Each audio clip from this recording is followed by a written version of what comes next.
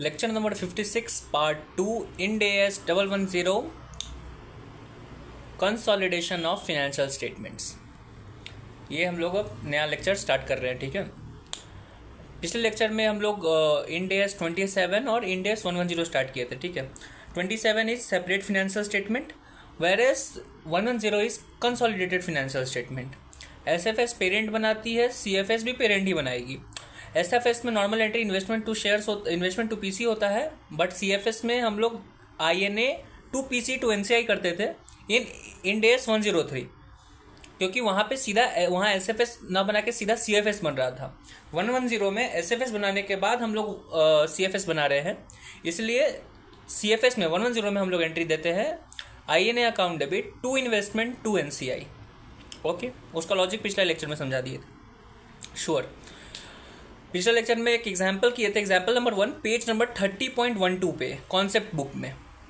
तो उसमें जो स्टेप्स थे वो बताए थे हम।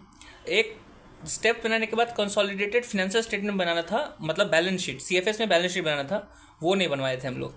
तो उस बैलेंस शीट को जब बनाओगे तो बैलेंस शीट बनाने के लिए तुमको पता है 8 स्टेप यूज़ करना होता है। पहले पेरेंट का कैरिंग अमाउंट, सेलर का फेयर वैल्यू, फिर ऑन एक्विजिशन जो भी गुडविल, GBP या SBP रिजर्व है उसका एंट्री एडजस्टमेंट, NCI का एडजस्टमेंट, उस पर जो रेलेवेंट चीज़ है उसका एडजस्टमेंट। तो वैसे पहले बैलेंस शीट बना लो। तुमको याद क्या क्या रखना है, जब पेरेंट से तुम पेरेंट का जब सब कुछ कैरिंग अमाउंट पे ले लोगे तो उसके बैलेंस शीट में इन्वेस्टमेंट दिख रहा होगा, उसको तुम CFS में इन्वेस्टमेंट पे नहीं दिखाओगी। वो इन्वेस्टमेंट CFS में नहीं दिखेगा। क्यों नहीं दिखेगा? याद करो, CFS में जब एंट्री दिए थे तो उसमें हम लोग लिखे थे INA to investment to NCI। Investment SFS में डेबिट हुआ था, यहाँ पे आके क्रेडिट हो गया, तो इन्वेस्टमेंट खत्म हो चुका है, तो इन्वेस्टमेंट का जो बैलेंस शीट में आएगा वो नहीं आएगा इन्वेस्टमेंट। ठीक है, पहला चीज़। दूसरा चीज़ कि याद रखना कि हम लोग जो गुडविल उठाना है, गुडविल लेके आना होगा। तुमको बोले थे जो रिलेवेंट हो सब कुछ उसमें जाएगा। True, very true. और वैसे करके तुम्हारा पूरा का पूरा बैलेंस शीट बन जाएगा। अगर कुछ छूटता है तो क्या छूटेगा बताते हैं, क्या छूट सकता है।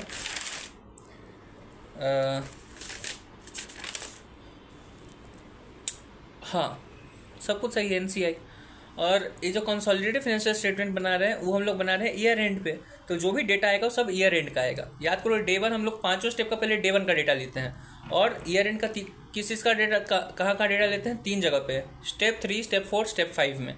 तो 3, 4, 5 का जो भी ईयर एंड का डेटा वही हम लोग बैलेंस शीट में आएगा। स्टेप 3 में NCI आता है, तो NCI में हम लोग एक डे 1 और ईयर एंड का आ रहा है, तो ईयर एंड का NCI लेंगे हम लोग जब कंसोलिडेटेड फाइनेंशियल स्टेटमेंट बना रहे हैं तब। स्टेप 4 में जब हम लोग बात करते हैं गुडविल, GBP का, तो वो जो गुडविल होगा वो ईयर एंड वाला हम लोग लेंगे वहाँ पे बैलेंस शीट में। और स्टेप 5 में जो अदर इक्विटी निकालते हैं CFS का, वो भी ईयर एंड का हम लोग जब निकालते हैं तो ईयर एंड वाला डेटा आएगा, ना कि डेट ऑफ एक्विजिशन वाला आएगा। ठीक है, परफेक्ट। तो अगर हम समराइज करें कि क्या उसको कहते हैं, एग्जाम्पल 1 से हम लोग क्या सीखे हैं, तो वो होगा कि स्टेप 1 में जो हम लोग PC ढूंढते हैं, छोड़ो, स्टेप 1 से पहले हम लोग क्या जानते हैं कि 5 स्टेप यूज़ करना है, और 5 स्टेप में पहले डेट ऑफ एक्विजिशन का डेटा लेना है, हमको डे 1 का डेटा लेना है, और 3 स्टेप में हमको ईयर एंड का डेटा लेना है, स्टेप 3, स्टेप 4, स्टेप 5 में। पहला चीज़। दूसरा चीज़ क्या, अब स्टेप बाय बात करते हैं कि स्टेप में क्या क्या याद रखना है। स्टेप 1 जब PC निकाल रहे होगे तो यहाँ पे सीधा PC तुमको दिया हुआ नहीं रहेगा, तुमको यहाँ पे पेरेंट का बैलेंस शीट में दिया हुआ रहेगा इन्वेस्टमेंट इन शेयर, वही तुम्हारा होगा PC। ठीक है। स्टेप 2 INA में तुमको सबसे पहले तो 5 स्टेप का डे 1 का वैल्यू निकालना है। डे 1 का वैल्यू जो यूज़ करोगे वो तुम्हारा आंसर बनेगा। ट्रू। INA 2 मेथड से निकाला जा सकता है, या तो 103 के मेथड से या 110 के मेथड से। 103 क्या बोलता है कि एसेट माइनस लायबिलिटी, 110 क्या बोलता है, INA is equal to equity का पार्ट। व्हाट इज इक्विटी का part? ESC plus other equity. क्यों ऐसा बोलता है? क्योंकि एक बेसिक चीज़ था, capital is equal to asset plus liability. Capital मतलब ESC प्लस अदर इक्विटी, तो यहाँ पे INA हो गया equity plus other equity. Okay, perfect. NCI जब आता है तो हम लोग पहले डे 1 का वैल्यू निकालते हैं। डे 1 का वैल्यू निकालने के लिए या तो फेयर वैल्यू दिया हुआ रहता है, या PSNA मेथड से तुम निकाल सकते हो। वो कैसे निकालते हैं? INA मल्टीप्लाइड बाई जो भी NCI का परसेंट है, वैसे करके हम लोग निकाल लेते हैं। फिर अब स्टेप 3 से तुमको ईयर एंड का भी डेटा लेना होता है, तो स्टेप 3 में NCI का ईयर एंड कैसे निकालोगे? जो मेथड दिया हुआ है उस मेथड से PSN से या NCA से निकाल लो, ठीक, PSN या फेयर वैल्यू से, वैसे करके आंसर आ जाएगा, ठीक। ये एग्जाम्पल 1 में। फिर उसका स्टेप नंबर 4 गुडविल जो होता है वो, उसमें भी हमको डे 1 चाहिए और ईयर एंड चाहिए। तो गुडविल को निकालने के लिए पहले गुडविल निकाल दो नॉर्मल तरीका से, माइनस इम्पेयरमेंट करोगे तो ईयर एंड का वैल्यू आ जाएगा। बिफोर इम्पेयरमेंट वो है डे 1 का गुडविल, और after impairment that is year and का गुडविल, ओके। और जो स्टेप 5 है अदर इक्विटी, अदर इक्विटी हम लोग स्टेप 5 का नाम क्या है, other equity in CFS। CFS में इक्विटी किसका होता है, CFS में इक्विटी होता है तुम्हारा सिर्फ पेरेंट का। तो ये जो अदर इक्विटी का पार्ट होगा उसमें सिर्फ और सिर्फ आएगा तुम्हारा किसका, पेरेंट का आएगा और किसी का नहीं आएगा। तो सिर्फ ये सब बात तुमको ध्यान में रखना है, ओके। अब हम लोग दूसरा एग्जाम्पल पढ़ेंगे। हम क्या बोलते हैं कि ये जो चैप्टर है इसमें सर कॉन्सेप्ट पढ़ा के क्वेश्चन नहीं बनेंगे, क्वेश्चन बना के कॉन्सेप्ट पढ़ाएंगे। तो पहला एग्जाम्पल में हमको ये चीज़ सीखने की मिला है। अब हम लोग दूसरा एग्जाम्पल में जा रहे हैं दूसरा चीज़ सीखने के लिए। जो एग्जाम्पल नंबर 2 है that is on page number 30.13, उसमें क्या क्या चीज़ मिला हमको सीखने के लिए वो देखते हैं, ठीक है। पहले एग्जाम्पल देख लो क्या है क्वेश्चन, आते हैं 30.13 पे। पहले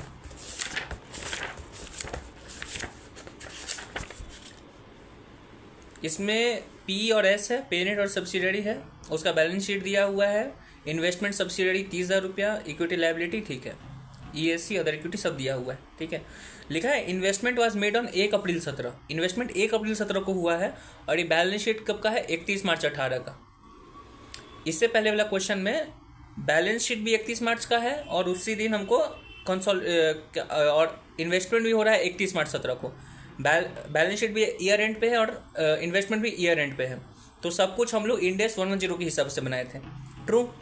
यहाँ पे क्या बोल रहा है कि इन्वेस्टमेंट हो रहा है 1 अप्रैल को, और क्या उसको कहते हैं, बैलेंस शीट दिया हुआ है ईयर एंड का। तो डे 1 और ईयर एंड का बात है, ठीक है। Opening other equity of S limited was 4,000। S limited जो सेलर है उसका ओपनिंग बैलेंस है अदर इक्विटी का 4,000 रुपया। जब S लिमिटेड का तुम बैलेंस शीट देख रहे हो वो कब बनाया जा रहा है, ईयर एंड पे। तो ईयर एंड पे अदर इक्विटी है 6,000, लेकिन यही अदर इक्विटी का ओपनिंग बैलेंस कितना था, 4,000। बैलेंस शीट जो होता है वो ईयर एंड का डेटा दे रहा है और हमको ओपनिंग तो नहीं दे रहा है, तो यहाँ पे ओपनिंग दिया हुआ है, ठीक है। प्रिपेयर कंसोलिडेटेड बैलेंस शीट और देन 31 मार्च 18। हमको अब CFS बनाना है, ठीक है भाई। CFS बना देंगे। CFS बनाने से पहले हमको 5 स्टेप बनाना पड़ेगा। तो 5 स्टेप बनाते पहले।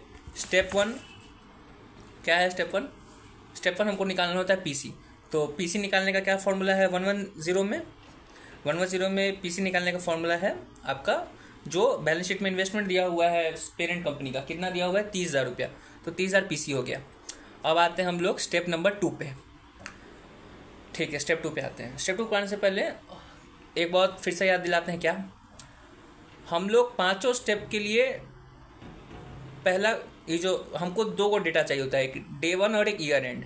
डे 1 का डेटा हमको पूरा 5 स्टेप के लिए चाहिए और ईयर एंड का डेटा सिर्फ 3 स्टेप के लिए चाहिए, स्टेप 3, स्टेप 4, स्टेप 5, ठीक है, okay.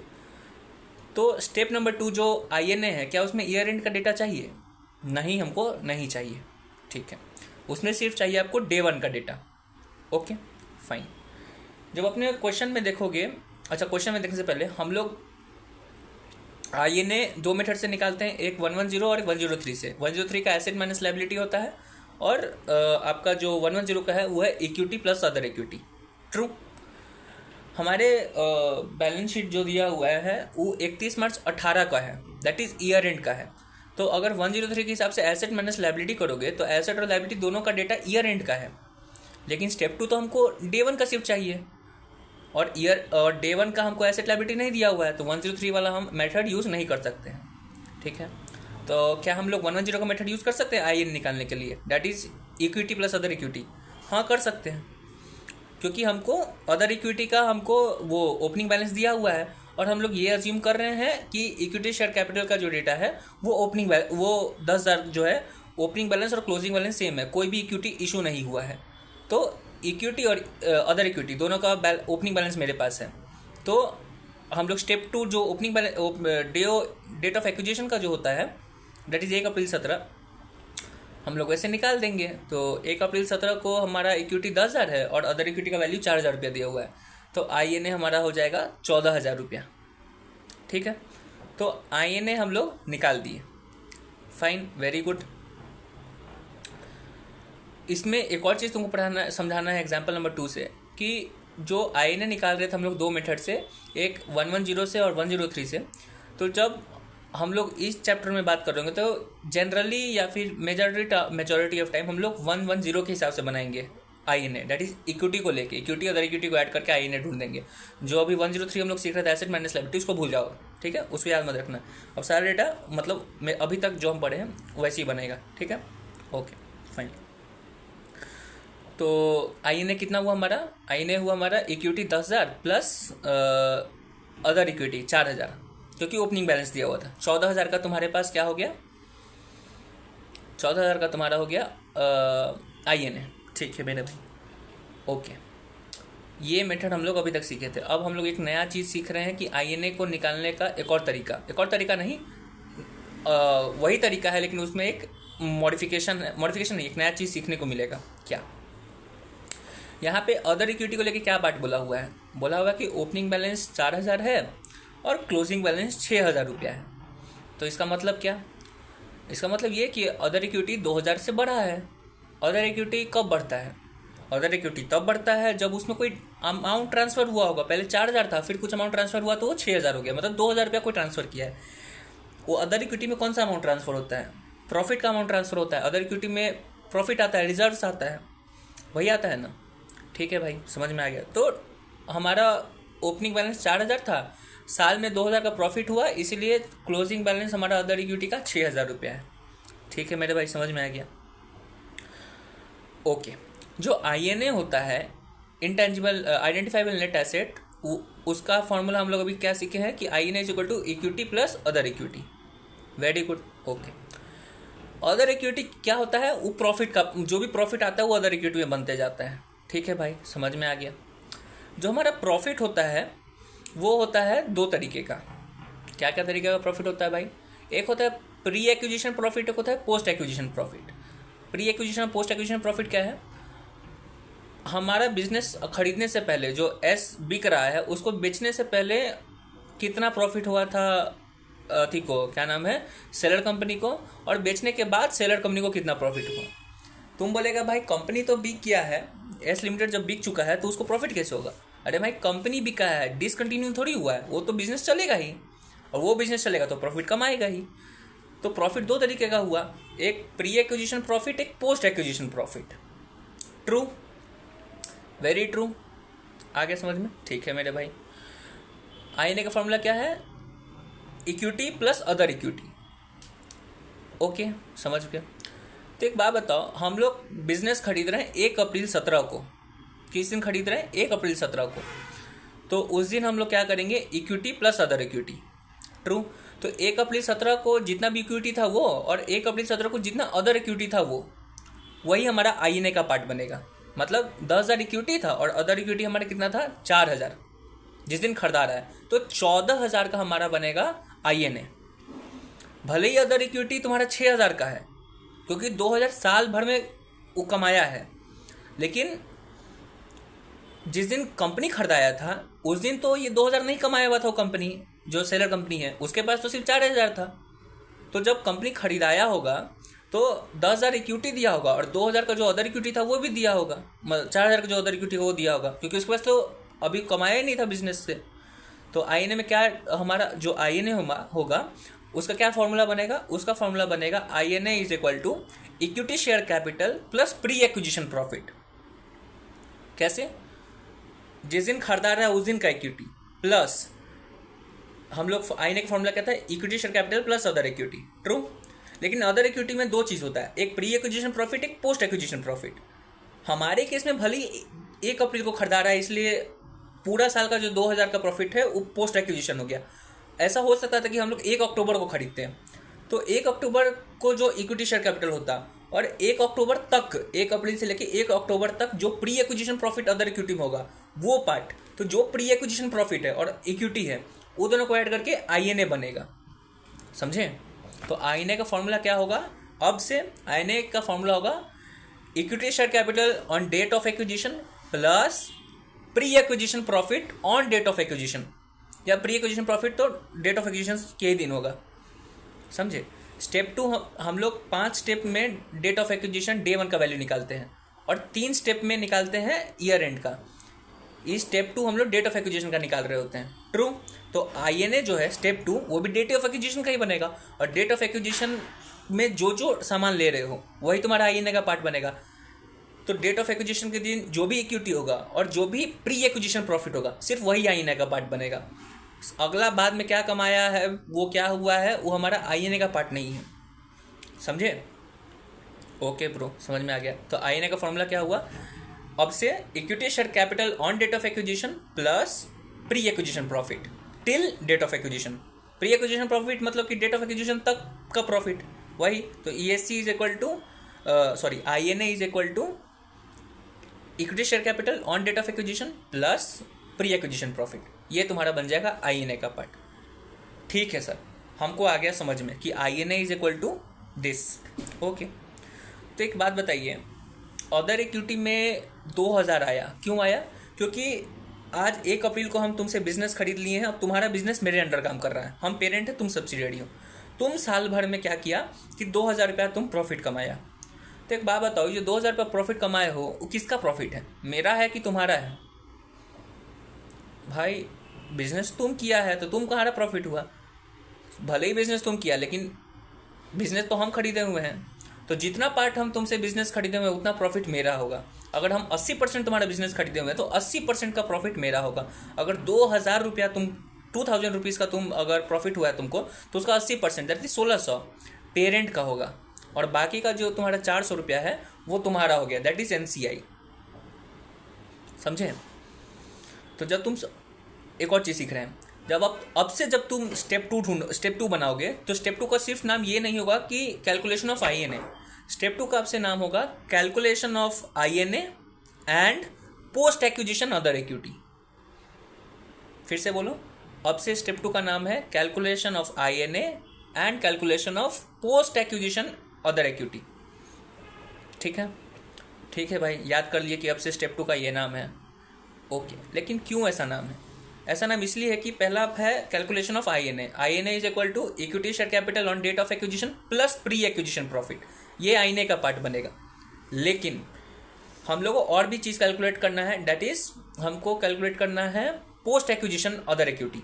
Post acquisition other equity क्या होता है कि खरीदने के बाद जो भी अदर इक्विटी में डेटा आया है, जो भी अमाउंट आया है, उसको तुमको निकालना होगा। तो पोस्ट एक्विजिशन तुम अदर इक्विटी निकाल दो। ठीक है भाई, हम निकाल दिए। क्यों निकाले? हम लोग इसीलिए निकाले कि हमको पता चल सके कि खरीदने के बाद जो भी तुम पैसा कमाए हो उसमें से पेरेंट को कितना मिलेगा और सब्सिडियरी को कितना मिलेगा। Subsidiary in the sense NCI, जो भी सब्सिडियरी का मालिक होगा, या तो सब्सिडियरी या फिर कोई भी हो, वो हम नहीं हो, नॉन कंट्रोलिंग इंटरेस्ट है। तो पेरेंट को उसमें से कितना प्रॉफिट मिलेगा और NCI को कितना प्रॉफिट मिलेगा। तो स्टेप 2 में हम लोग 2 चीज़ ढूंढते हैं। पहला स्टेप 2 क्या चीज़ ढूंढते हैं? 2 चीज़। पहला calculation of INA and calculation of post acquisition profit. ठीक है, ओके, समझ में आ गया हमको बात। फाइन। जब पोस्ट एक्विजिशन प्रॉफिट ढूंढे हो तो क्यों ढूंढे हो? क्योंकि हमको पता करना है कि पेरेंट को कितना मिल रहा है और NCI को कितना मिल रहा है उस प्रॉफिट में से।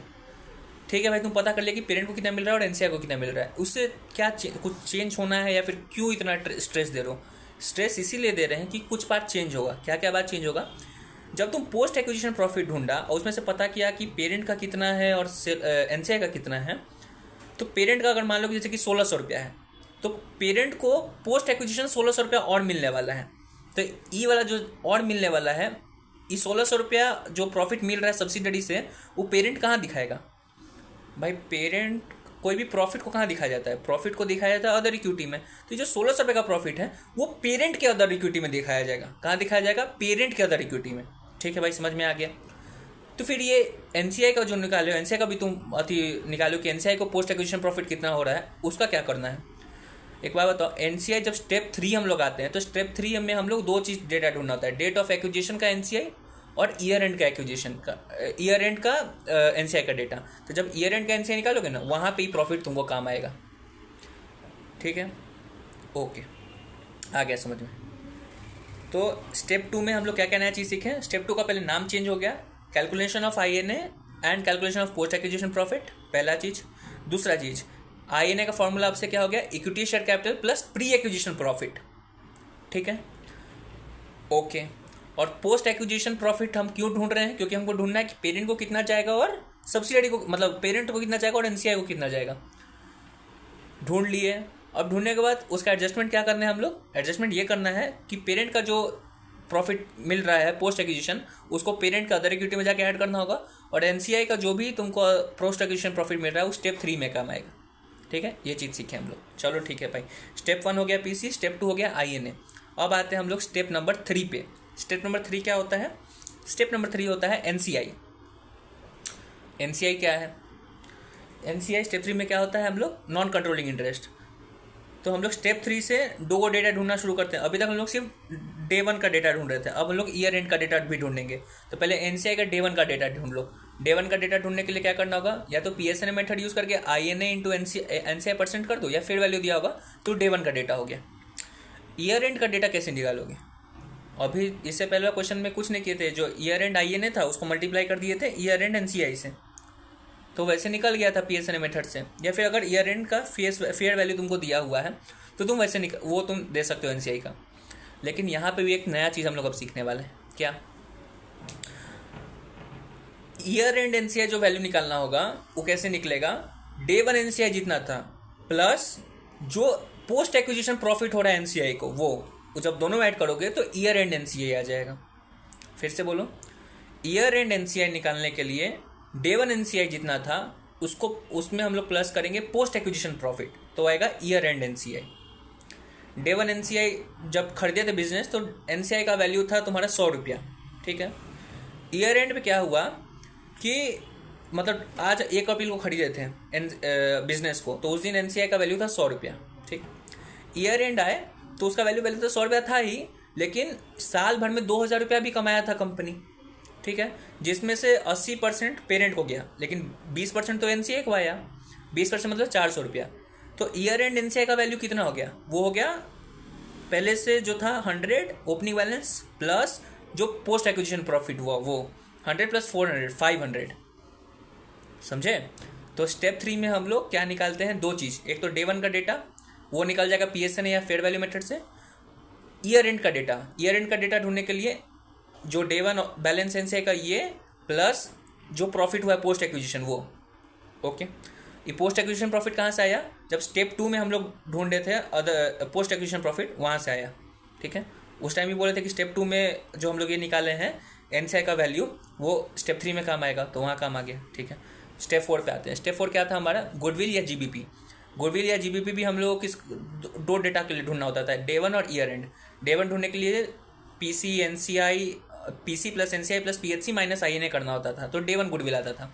डे 1 गुडविल से माइनस इंपेयरमेंट करोगे तो ईयर एंड गुडविल आ जाएगा, परफेक्ट, ईयर एंड गुडविल आ गया, ठीक है। इसमें तुमको याद क्या रखना है, इसमें कुछ नया नहीं है, लेकिन याद क्या रखना है, इसमें जो PC होगा तो तुम तो स्टेप 1 से ढूंढ लोगे, जो NCI होगा उस PC प्लस NCI जो होगा स्टेप 3 का, उस स्टेप 3 से ले लोगे। लेकिन यहाँ पे NCI तो 2 को दिया हुआ है, एक डे 1 और ईयर एंड, तो कौन सा यूज़ करोगे, अरे मेरे भाई हम डे 1 यूज़ करेंगे। क्यों यूज़ करेंगे डे 1, क्योंकि पहले तो हम लोग गुडविल ऑन डे 1 ढूंढ रहे हैं ना, तो सारा चीज़ पहले डे 1 कर लेंगे, माइनस इंपेयरमेंट करेंगे, तब गुडविल ऑन ईयर एंड आएगा। तो हमको ईयर एंड NCI से कोई मतलब नहीं है हमको, जब हम गुडविल कैलकुलेशन कर रहे हैं, ठीक है। ये बात याद रखना, मिस हो जाएगा तुमसे, दिमाग में रखना कि जब गुडविल का कैलकुलेशन होगा तो पहले डे 1 का कैलकुलेट करने के लिए सब कुछ डे 1 का वैल्यू लेना, तब माइनस क्लोजिंग लेना, तब तुमको तब माइनस इंपेयरमेंट लोगे, तब तुम्हारा क्लोजिंग गुडविल आएगा। सारा डेटा तुमको चाहिए डे 1 का, ठीक है, ठीक है मेरे भाई, आ गया समझ में। तो तुम्हारा स्टेप 4 गुडविल आ गया। अब स्टेप 5 पे आओ। स्टेप 5 क्या बोलता है, स्टेप 5 बोलता है other equity in the books और अदर इक्विटी इन CFS, ठीक है। अदर इक्विटी इन CFS मतलब CFS में अदर इक्विटी किसका होता है, CFS में अदर इक्विटी या इक्विटी किसका होता है, सिर्फ पेरेंट का होता है, क्योंकि हम लोग सब्सिडरी से इक्विटी तो नहीं ले रहे होते हैं, वो दूसरा मेथड था जहाँ पे हम लोग रिजर्व ले रहे थे, समथिंग वो दूसरा चीज़ है। जनरली हम लोग रिजर्व नहीं लेते हैं सेलर से, ट्रू, जनरली हम लोग इक्विटी नहीं लेते हैं, ट्रू। तो CFS में इक्विटी किसका जाता है, सिर्फ पेरेंट का।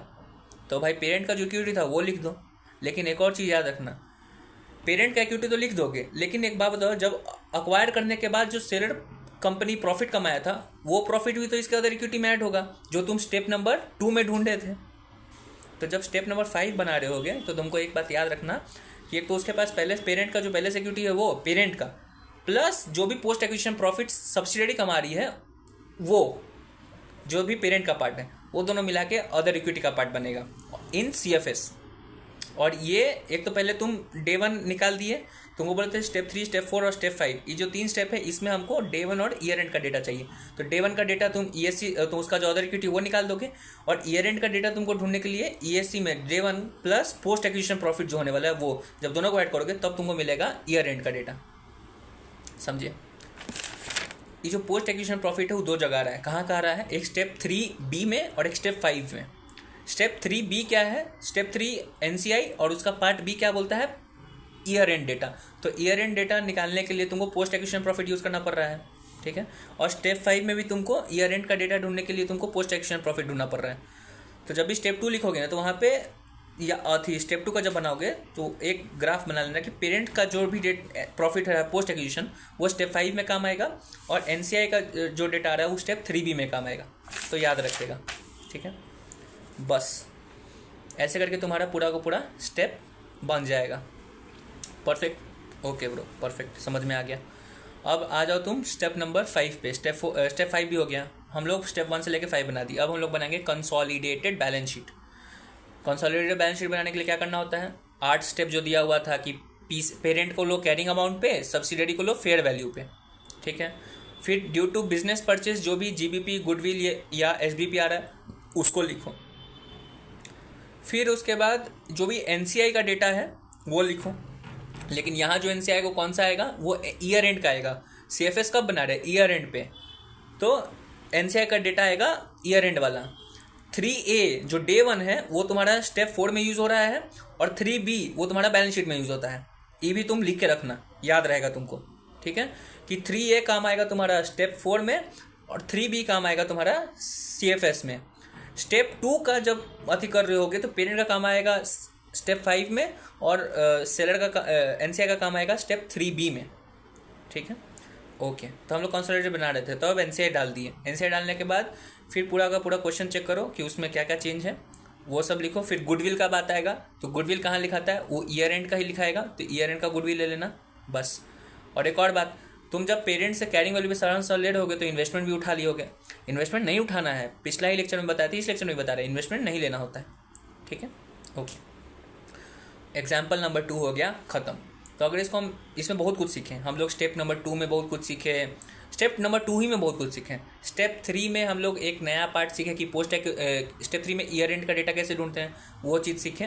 और स्टेप 5 में एक चीज़ सीखें कि कैसे ईयर एंड का डेटा कैसे ढूंढना है। 3 और 5 में ईयर एंड का डेटा निकालना सीखें, और स्टेप 2 में तो बहुत कुछ सीखें, ठीक है। तो अगर हम समराइज़ करें एग्जाम्पल नंबर 2 को तो कैसे करेंगे?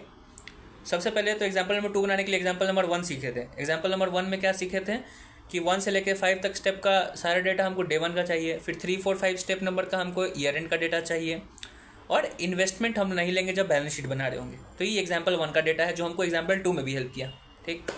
एग्जाम्पल 2 में हम लोग क्या क्या सीखें? पहला, स्टेप 2 INA में हम लोग कभी भी 103 का मेथड यूज़ ना करके अब यूज़ करेंगे 110 का, जिसमें INA is equal to equity plus other equity, ठीक है।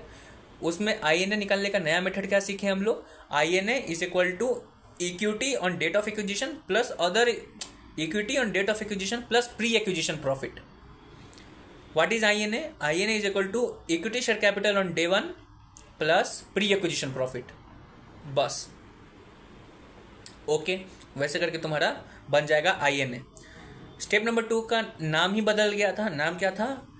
Calculation of INA and calculation of post acquisition profit. तो INA तुम निकाल दिया नया मेथड से, पोस्ट एक्विजिशन प्रॉफिट निकाल दोगे तुम, लेकिन क्यों निकाल दोगे? क्योंकि पेरेंट और NCI को कितना मिल रहा है वो ढूंढने के लिए। जब ढूंढ लोगे तो उसका एडजस्टमेंट क्या होगा? पेरेंट का जो भी प्रॉफिट आएगा पोस्ट एक्विजिशन वो आएगा स्टेप 5 पे, NCI का जो भी प्रॉफिट आएगा पोस्ट एक्विजिशन वो जाएगा स्टेप 3B में, ठीक है। ओके, ये हो गया स्टेप 2 का बात। तो स्टेप 2 में क्या क्या सीखे? एक तो नया नाम हो गया कि हम लोग 2 चीज़ कैलकुलेट कर रहे हैं, INA और NCI, INA और पोस्ट एक्विजिशन प्रॉफिट। और उसके बाद क्या सीखे उसमें कि हम लोग INA का फॉर्मूला क्या हो गया? INA का फॉर्मूला हो गया equity share capital on date of acquisition plus pre acquisition profit, okay. अब हम लोग बात कर रहे हैं स्टेप नंबर 3 का, एनसीआई का। एनसीआई में हम लोग क्या सीखें? एनसीआई में हम लोग को पहले से पता था कि डे 1 का डेटा, ईयर एंड का डेटा चाहिए। तो ईयर एंड का निकालने के लिए डे 1 का NCI plus post acquisition profit वो ऐड करोगे तो ईयर एंड का डेटा आएगा। ठीक है। स्टेप 3 का जो बनाया है वो 3A डे 1 है। डे 1 का यूज़ होगा, डे 1 एनसीआई यूज़ होगा स्टेप नंबर 4 में गुडविल निकालने के लिए। और जो ईयर एंड का एनसीआई है वो यूज़ होगा कंसोलिडेटेड फाइनेंशियल स्टेटमेंट बनाने के लिए। ठीक है। स्टेप 4 में कुछ खास नहीं था। स्टेप नंबर 5 पे आओगे तो स्टेप नंबर 5 में तुमको ये याद रखना कि other equity in consolidated financial statement बनाने के लिए सिर्फ पेरेंट का बनता है। और स्टेप नंबर 5 दो डेटा निकालना होता है, डे 1 और ईयर एंड। डे 1 तो निकाल दोगे, अदर जब ईयर एंड निकालने के लिए तुमको प्लस करना होगा पोस्ट एक्विजिशन प्रॉफिट, ठीक है, ऑफ पेरेंट। तो ऐसा करके बन जाएगा। ये था example number 2। Okay, very good. ठीक है, एग्जाम्पल नंबर 2 से हम लोग ये सीखें। अब आ रहा है एग्जाम्पल नंबर 3, जो है पेज नंबर 30.13 पे। कौन सा है पेज पे? 30.13 पे। ठीक है, चलो।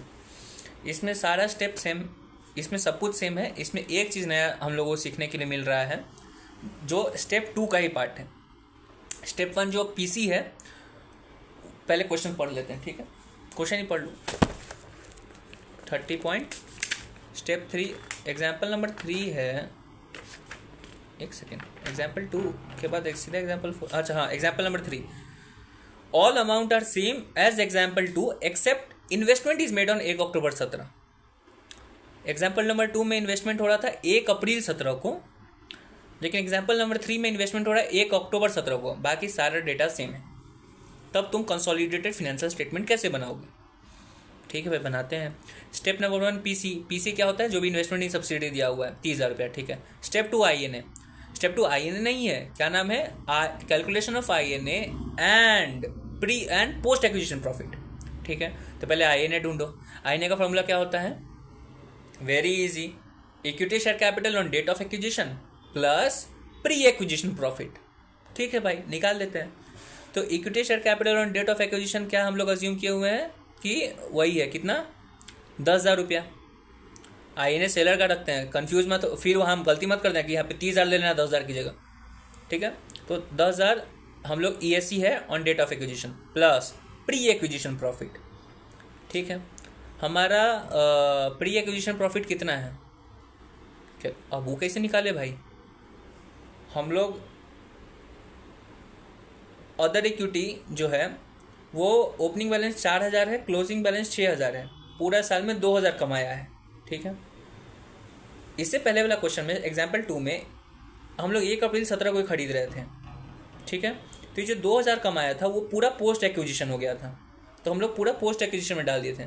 लेकिन ये जो साल भर में 2,000 कमा रहा है, और इस साल में हम लोग 1 अप्रैल 17 को ना खरीद के 1 अक्टूबर 17 को खरीद रहे हैं। 1 अक्टूबर 17 को खरीद रहे हैं, तो ये 2,000 में से कितना पार्ट प्री एक्विजिशन खरीदाया, प्री एक्विजिशन प्रॉफिट हुआ था, और कितना पार्ट पोस्ट एक्विजिशन हुआ है, वो कैसे निकालें? 2,000 पूरा साल में कमाया गया है, 1 अक्टूबर को तुम कंपनी खरीद रहे हो, तो प्री एक्विजिशन प्रॉफिट निकालने के लिए क्या करोगे? बहुत ईजी है भाई। हम लोग ये अज्यूम कर लेते हैं, कुछ डेटा नहीं दिया हुआ है, ये अज्यूम कर ले कि 2,000 रुपया इवनली 2,000 रुपया का प्रॉफिट इवनली इनकर किया गया है। सो 1 अक्टूबर 17, 1 अप्रैल 17 से 1 अक्टूबर 17 तक जितना भी पैसा कमाया होगा वो प्री एक्विजिशन बन जाएगा। 1 अक्टूबर 17 के बाद जो भी पैसा कमाएगा वो पोस्ट एक्विजिशन बन जाएगा। तो 2,000 इंटू 6 महीना अपन 12 करोगे तो प्री एक्विजिशन का प्रॉफिट मिल जाएगा। 2,000 इंटू 6 महीना अपन 12 करोगे तो पोस्ट एक्विजिशन प्रॉफिट मिल जाएगा। Very easy. तो आईने का वैल्यू क्या होगा? Equity share capital on date of acquisition plus pre acquisition profit. Equity share capital कितना था? 10,000, और पोस्ट प्री एक्विजिशन प्रॉफिट कितना हुआ तुम्हारा? 1,000 रुपया। ठीक है, तो तुम दोनों को जब ऐड करोगे तो आंसर तुम्हारा कितना आएगा? कहाँ गया? एक मिनट। ओके, ठीक है, तो फॉर्मूला क्या होगा हमारा आईएनए का? INA is equal to ESC plus pre acquisition profit. ESC कितना है? 10,000, प्री एक्विजिशन प्रॉफिट है 1,000। ठीक है, तो हमारा आईएनए कितना हो गया? 11,000। गलती नहीं लग रहा है? गलती है? क्या गलती है? कोई गलती नहीं है। अभी तक समझाने के लिए तुमको हम यूज़ कर रहे थे प्री एक्विजिशन प्रॉफिट का वर्ड। ठीक है, लेकिन एक्चुअल में the word is pre acquisition other equity. What is pre acquisition other equity? Pre acquisition other equity क्या होगा? लाइक फॉर एग्जांपल 1 अप्रैल को ओपनिंग बैलेंस 4,000 था अदर इक्विटी में, 31 मार्च 18 को क्लोजिंग बैलेंस 6,000 है, पूरा साल में 2,000 रुपया डाल के इसको अदर इक्विटी को 4,000 से 6,000 पे डाला गया है। ट्रू? एक बात बताओ, तो हर महीना कुछ 2,000 में से 166 रुपये हर महीना डाला जा रहा होगा ठीक है अदर इक्विटी में, तभी जाके 31 मार्च 18 को वो 4,000 से 6,000 हुआ। ट्रू? Very true. हम वर्ड क्या यूज़ किए हैं? Pre acquisition other equity. तो प्री एक्विजिशन अदर इक्विटी कब तक होगा? जब तक एक्विजिशन नहीं हुआ। एक्विजिशन कब तक नहीं हुआ? 1 अक्टूबर 18 तक। तो 1 अक्टूबर 18 तक प्री एक्विजिशन अदर इक्विटी कितना हुआ? 4,000 प्लस 6 महीना का जो प्रॉफिट है, तो 6 महीना का प्रॉफिट क्या होगा? 6 मंथ्स इंटू 166 रुपीज़। 166 कितना होता है? 2,000/12। तो 6 महीना का जो प्रॉफिट हुआ और opening balance, that is equal to pre acquisition other equity. क्या उसको बोलेंगे? Pre acquisition other equity. तो अब से आईएनए का फॉर्मूला क्या है? आईएनए का फॉर्मूला है equity share capital plus pre acquisition other equity. अभी तक समझाने के लिए I was using pre acquisition profit, लेकिन एक्चुअल में वर्ड क्या है? ESC plus pre acquisition other equity. This will become your INA. तो हमारा प्री एक्विजिशन अदर इक्विटी क्या है? हमारा प्री एक्विजिशन प्रॉफिट 1,000 है और ओपनिंग बैलेंस 4,000 है, तो हो गया प्री एक्विजिशन अदर इक्विटी 5,000 रुपया। तो ईएससी 10,000 और प्री एक्विजिशन अदर इक्विटी 5,000, तो हमारा आईएनए कितना हुआ? 15,000 का। ट्रू? Very true. तो हमारा आईएनए आ गया स्टेप 2 का 15,000 रुपया। Very good. चलो स्टेप 3 पे। मेरा भाई स्टेप 2 क्या था? Calculation of INA and post acquisition profit. INA ढूंढा, अभी पोस्ट एक्विजिशन प्रॉफिट ढूंढना तो बचा हुआ है, तो चलो पोस्ट एक्विजिशन प्रॉफिट ढूंढते हैं। पोस्ट एक्विजिशन प्रॉफिट ढूंढने के लिए क्या फॉर्मूला है? नॉर्मल है, जो भी पोस्ट एक्विजिशन प्रॉफिट था वो, तो हम लोग पोस्ट एक्विजिशन प्रॉफिट कितना दिन का था? 6 महीना का, तो कितना है? 1,000 रुपया। क्वेश्चन देखते चलना और समझ जाओगे। 1,000 रुपया का हमारा पोस्ट एक्विजिशन प्रॉफिट है, ठीक है। इसको हम ये क्यों अभी निकाले? इसको निकाले कि ये पता करने के लिए कि पेरेंट को कितना मिलेगा और एनसीआई को कितना मिलेगा। तो पेरेंट का निकाल दो, एनसीआई का निकाल दो। निकालने के बाद क्या होता है? पेरेंट का डेटा स्टेप 5 में जाता है और ये जो एनसीआई का डेटा है वो 3B में जाता है, ठीक है। उसके बाद स्टेप 3, स्टेप 4, स्टेप 5 ऐसे करते चल जाओगे, तुम्हारा क्वेश्चन बन जाएगा।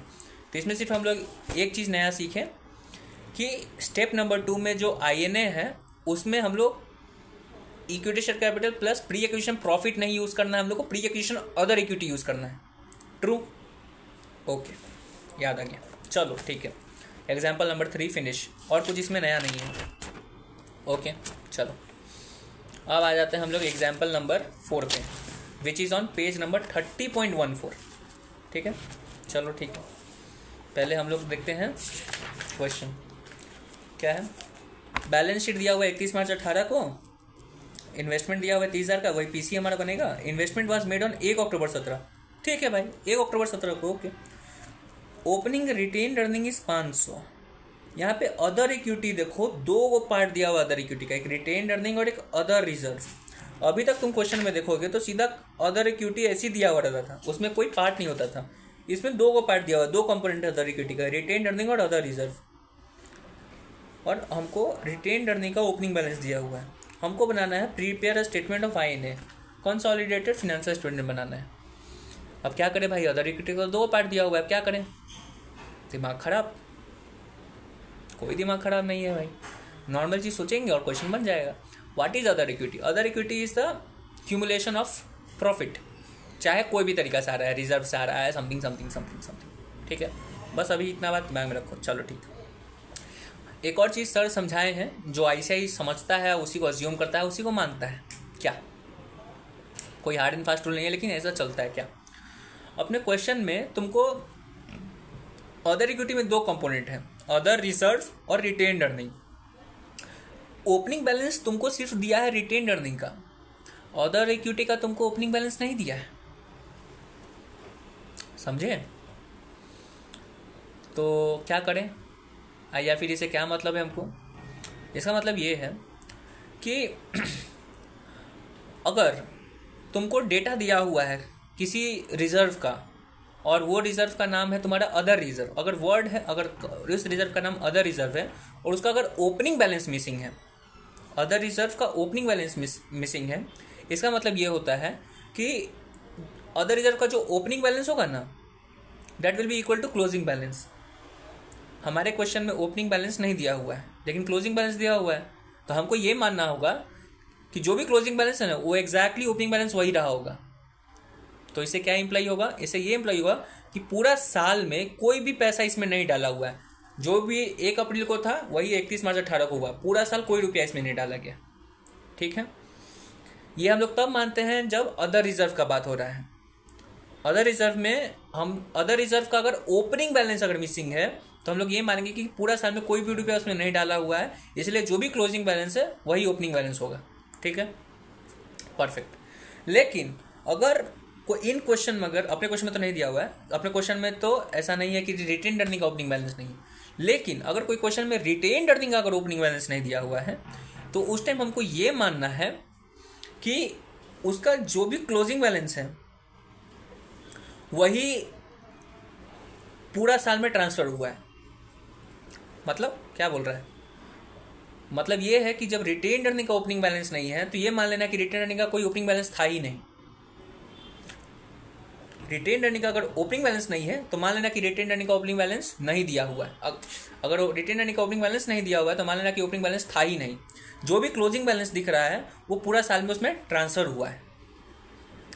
ठीक है, ओके, ठीक है।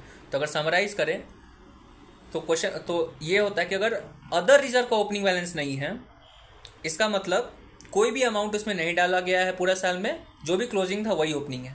ठीक, लेकिन अगर रिटेन्ड अर्निंग का अगर ओपनिंग बैलेंस नहीं दिया हुआ है तो मान लेना कि उसका ओपनिंग बैलेंस था ही नहीं। ओके, ठीक है, मान लेते हैं। तो ये एक नया चीज़ सीखने का था। अब हम लोग क्वेश्चन बनाते हैं। सारा चीज़ इसमें स्टेप सेम है, सिर्फ एक चीज़ डिफरेंट होगा, फिर स्टेप 2 में ही डिफरेंस होगा। भाई वही दिमाग खराब स्टेप है INA। INA का स्टेप 2 क्या है, calculation of INA and post acquisition profit. तो चलो पहले INA ढूंढते हैं। INA का formula equity share capital plus pre acquisition other equity. ठीक है, इक्विटी शेयर कैपिटल हमारा 10,000 है, लेकिन हमारा प्री एक्विजिशन अदर इक्विटी क्या क्या है। तो प्री एक्विजिशन अदर इक्विटी कैसे कैसे निकालें, बहुत ईजी है भाई। ओपनिंग बैलेंस जो भी था ओपनिंग बैलेंस जो भी इक्विटी का अदर इक्विटी का था वो, और प्लस जितना भी प्रॉफिट डाला हुआ है टिल एक्विजिशन वो, तो वो बन जाएगा प्री एक्विजिशन अदर इक्विटी। ठीक है भाई, तो चलो पहले ओपनिंग बैलेंस लिख लो जो भी हमारा अदर इक्विटी दिया हुआ है। तो हमारे पास तो 2 अदर इक्विटी है, तो ओपनिंग बैलेंस लिखते हैं। तो पहले अगर हम ओपनिंग बैलेंस लिखते हैं अदर रिजर्व का, यहाँ पे ओपनिंग बैलेंस तो दिया ही हुआ नहीं था अदर रिजर्व का, लेकिन अभी हम लोग जस्ट पढ़ के अगर अदर रिजर्व का ओपनिंग बैलेंस नहीं है तो हम लोग ये मान लेते हैं कि जो भी क्लोजिंग है वही ओपनिंग रहा होगा। तो ओपनिंग कितना हुआ, 3500 रुपया, क्योंकि क्लोजिंग 3500 है। ठीक है भाई, रिटेन्ड अर्निंग का हम लोगों को ओपनिंग बैलेंस लिखना होगा। अदर इक्विटी का पहले ओपनिंग बैलेंस लिखेंगे, प्लस उसके बाद हम लोग उसमें जो भी प्रॉफिट हुआ है वो ऐड करेंगे, तब हमको प्री एक्विजिशन अदर इक्विटी पता चल जाएगा। तो पहले ओपनिंग बैलेंस लिख दिए हम लोग अदर इक्विटी का, अदर रिजर्व का। अब ओपनिंग बैलेंस लिखना होगा रिटेन्ड अर्निंग का। तो हम लोग क्या पढ़े थे कि अगर ओपनिंग बैलेंस रिटेन्ड अर्निंग का नहीं दिया हुआ है तो मान लेंगे ओपनिंग बैलेंस था ही नहीं कुछ। हमारे क्वेश्चन में ओपनिंग बैलेंस तो दिया हुआ है रिटेन्ड अर्निंग का, तो वो लिख दो 500 रुपया। ठीक है, ओपनिंग बैलेंस आ गया। अब पूरा साल में प्रॉफिट कितना आया है, पूरा साल में जो प्रॉफिट आया होगा उसको ढूंढने के लिए क्या करेंगे भाई, 1 अक्टूबर को खरीदार आया, पूरा साल में 2,000 रुपये प्रॉफिट हुआ है, तो बस वैसे करके हम लोग क्वेश्चन बना देंगे। तो तुम्हारा प्री एक्विजिशन अदर इक्विटी आ जाएगा, आंसर आ गया। अब पोस्ट एक्विजिशन जो भी प्रॉफिट आएगा उसको पेरेंट एनसीआई में डिवाइड करके दे देना, पेरेंट स्टेप 5 एनसीआई स्टेप 3 भी। ठीक है, तो इस क्वेश्चन को बनाने के लिए सिर्फ एक मोटिव था तुमको समझाने के लिए, अगर कि अदर इक्विटी में अगर 2 पार्ट दिया हुआ है तो हम लोग कैसे 2 पार्ट दिया हुआ और ओपनिंग बैलेंस नहीं दिया हुआ तो क्या करना है। ठीक है, और एक और पार्ट अगर सीखने के लिए मिला क्या, कि जब भी हम लोग प्री एक्विजिशन अदर इक्विटी ढूंढ रहे होते हैं, क्योंकि तभी हम लोग आई नहीं मिलेगा ESC plus pre acquisition other equity, तो ओपनिंग बैलेंस प्लस प्रॉफिट करना होता है, और opening balance of other equity plus profit. तो अदर इक्विटी 2 पार्ट है तो दोनों का ओपनिंग बैलेंस लिख दो और जो प्रॉफिट हुआ वो। लेकिन एक चीज़ का हमको इसमें कन्फ्यूजन हो रहा है कि प्रॉफिट कैसे मान लिया गया है कि 2,000 रुपया है, यहाँ पे तो 2 रिजर्व है ना भाई। 1 मिनट,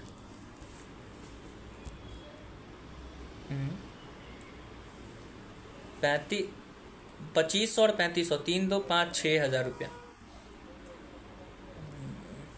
अच्छा, इसमें ऐसे माना गया है कि अगर हम पेंसिल से लिखें कि अगर ओपनिंग बैलेंस का बात करें तो रिटेन्ड अर्निंग का ओपनिंग बैलेंस 500 है, और अदर रिजर्व का हम लोग बात कर रहे हैं कि उसका ओपनिंग बैलेंस 3500 होगा। ठीक है, क्लोजिंग बैलेंस कितना है रिटेन्ड अर्निंग का? 2500, और क्लोजिंग बैलेंस अदर इक्विटी का भी 3500 है। तो हमारे पास प्रॉफिट कितना हुआ साल भर में? 2000 का हुआ, रिटेन्ड अर्निंग में हुआ है, अदर इक्विटी में 0 हुआ है। समझे? तो एक्चुअल प्रॉफिट हमारा 2000 है, इसलिए 2000 को हम लोग डिवाइड किए हैं प्री एक्विजिशन प्रॉफिट और पोस्ट एक्विजिशन प्रॉफिट। ओके, और सब कुछ इसमें सेम है। ठीक है ब्रो, ओके।